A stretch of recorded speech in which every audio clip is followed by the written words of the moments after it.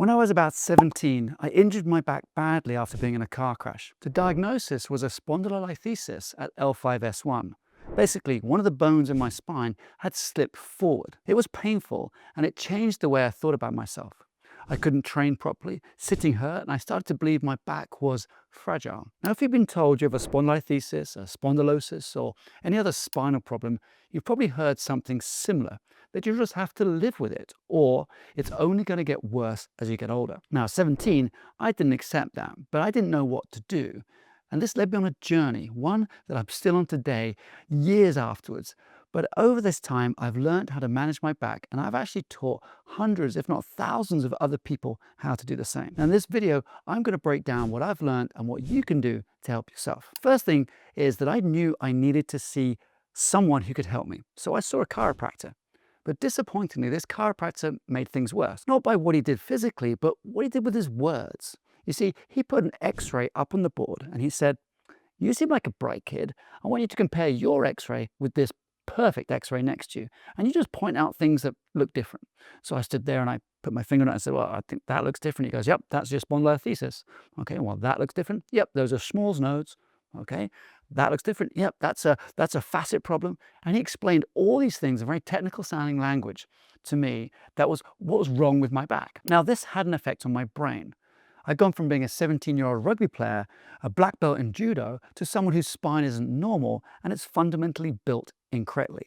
It made me doubt my own toughness. He ended up telling me that he couldn't actually change the condition, but that I should see him 3 to 5 times a week, and that would stop it from getting worse. Now, he offered to give me some sort of discount as I was young, but this just didn't sit right with me. I don't want to rely on constant appointments just to be able to function, and I couldn't pay for it. My parents weren't in a position to commit to this indefinitely either. So to find answers, I tried some other approaches. I tried physical therapy or physiotherapy. I tried acupuncture, and I had more adjustments. Everything seemed to help, but nothing was a permanent fix. So I did what every young man did. I just ignored it. I ended up going to university to study sport and exercise science. I continued playing rugby and I did judo, but every 6 months or so, my back would flare up and I would be laid out for a week or so. Once I graduated, I actually started working as a personal trainer. I used to drive around London on my motorbike and I used to help clients lose weight or train for sporting events like triathlons. But I didn't think it was a good look to be hobbling around with back pain in my early 20s, so I decided to keep looking for answers. And that's where I discovered a combination of things: osteopathy and natural movement. Now, my first visit with an osteopath was actually life-changing. Instead of just looking at my spine, he looked at my whole body. He looked at how it moved. He checked my hips, my feet. He watched how I stood and watched how I walked. He noticed that my feet weren't moving properly, and he adjusted them. And for the first time, my back actually started to feel a little bit different. I felt lighter and it felt freer. And this experience taught me that something that most people never hear, that back pain often isn't just about the back. It's about how everything connects. It's about your posture, your feet, your breathing, your strength, and how you move every day. Actually, the visit was so profound, I actually decided to enroll in osteopathy school and ended up becoming an osteopath. One thing I noticed when I went through the program is that there was something missing. The osteopaths never gave their patients any exercises. Now, having finished my sports and exercise science degree and working as a personal trainer to pay for college, I felt this was a huge part missing from people's treatment plans. But what would be the correct exercise to give people with back pain? Was it those hyper-focused physiotherapy type exercises, or was it more general natural movement type exercise? So I started experimenting. And since then, I've made it my mission to understand how the spine heals and adapts. And here's what I've learned. There isn't one miracle exercise or therapy that works for everybody. But what does work is a plan, one that restores mobility, builds strength, and develops endurance. You see, mobility helps your joints move the way they're meant to move. And with the correct exercise, you can have them moving optimally. Strength and stability is good for your spine, and it helps you handle load without pain. The trick here is not to use strength moves that end up limiting mobility. Endurance keeps your muscles working properly all day, allowing you to get through life without pain. Now, let me give you an example. If your hips are stiff, your lower back will have to do a little bit more work. And if your lower back is like mine with a spondylolisthesis or some sort of facet irritation or degenerative disc disease or any other problems that happen in your lower back, that extra movement could cause the lower back to be tipped over the edge and result in pain. So if you add mobility to your hips, your spine doesn't have to do as much and it will thank you. Now next, if your feet don't absorb shock properly, that stress is going to move up your legs into your pelvis and eventually into your back. So if your feet collapse down and in, that excess motion will go up to your spine. So you should work on exercises that promote good foot strength. Also, if you sit too much and don't move during the day, your spine becomes compressed and flexed, and you end up stuck in what we call tech neck. And in order to help this, you need to consider standing up more frequently, shifting the sitting positions and decompressing your spine. I'm going to explain how to do that in just a second. But you know what? I actually became so obsessed with teaching people these simple principles about movement and function, it led me to open Canada's first natural movement centre. Now, I chose natural movement or primal movement because I believe that many of the problems we have today come from our daily habits of sitting too long and not moving enough in multiple directions. We become very linear in our movement and training. Like, for example, we might exercise by walking, we might cycle, we might go running, we might go to the gym, do squats, do deadlifts, but all of these things are pretty much in one plane, that forwards and backwards plane of motion. So if you have back pain and any of these spondies that I mentioned earlier, here's my advice. I want you to start moving more, even in simple ways. Get up from your chair every 30 minutes or so. And if you can't change the way you sit, I've got a video that I'm going to link below that will teach you how to move on the chair to save your spine and keep your hips mobile. Next, I want you to try and walk barefoot when you can. We're going to help by getting your feet moving again. And one study actually showed that wearing barefoot or minimal soled shoes increased foot strength by 60% in just 6 months. Now, the study that they did was on a company called Vivo Barefoot. And I'm actually going to link a 30% discount code in the description below as well, if you want to get some minimalist shoes. So in conjunction with those changes, I think you should really add some mobility drills to your hips and to your thoracic spine as either end of your lower back, so that it takes the pressure off your lower back. For example, developing a good forward fold can help release your hips. Now, mine's not perfect, but here's how I do it. And when done properly, a forward fold can be a great exercise to decompress the back as well as loosen off the hips. However, when done incorrectly, it can actually hurt your back. And that's where I used to be. I used to sort of just reach forward as I was trying to touch my toes, and I'd round my back like this, and I'd feel this pull in my lower back. And over time, I think that pull in the lower back and stiffness in your hips creates too much movement in that joint between the pelvis and the lower back, the L5-S1.